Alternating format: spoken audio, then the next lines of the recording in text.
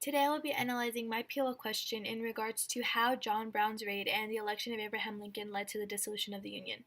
In the 1800s, there were many factors that led to the dissolution of the Union. Take, for example, the Fugitive Slave Law or the Dred Scott case. But there were two more pivotal events that took place, such as John Brown's raid and the election of Abraham Lincoln.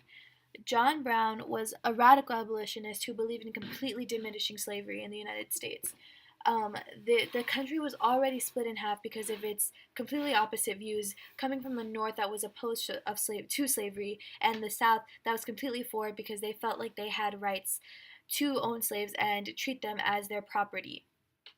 When John Brown invaded the arsenal and gave slaves weapons to attack their own masters with, Southerners viewed this as something that was against their liberty and against their rights, and Northerners, however, viewed John Brown as a godlike figure and respected him for what he did and risking his life to protect these slaves and the suffering people.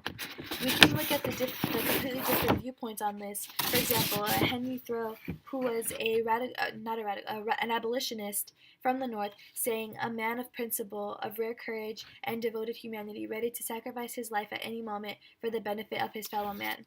And we can look at Nathaniel Hawthorne from the South, saying, "No man ever more justly hanged."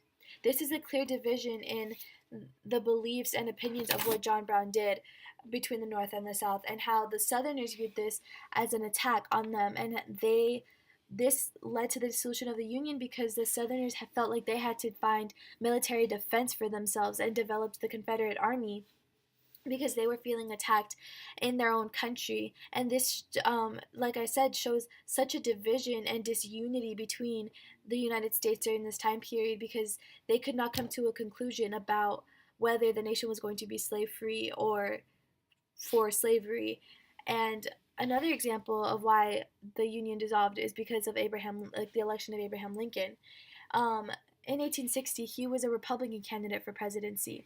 He did not show up on Southern ballots for voting because Southerners were afraid that alongside John Brown's raid, the election of Lincoln would be yet another attack on their rights as slave owners. But the Northerners elected Lincoln because of his moderate standpoint on slavery, even though he personally disagreed with it.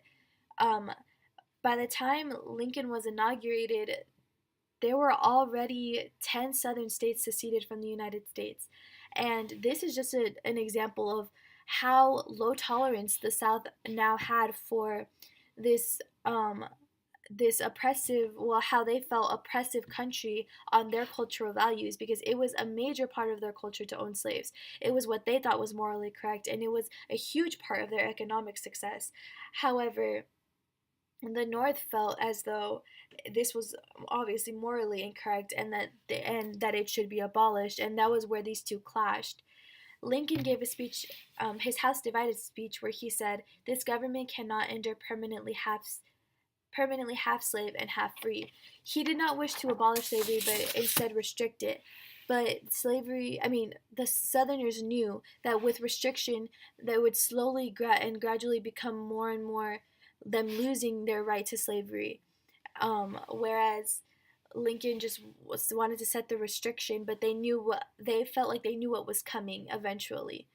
And in the end, it was like John Brown's raid was a loaded gun, but Abraham Lincoln's election was what shot the gun, because both of these things were pivotal in the South seceding from the United States and the start of the Civil War, which was the complete dissolution of the Union.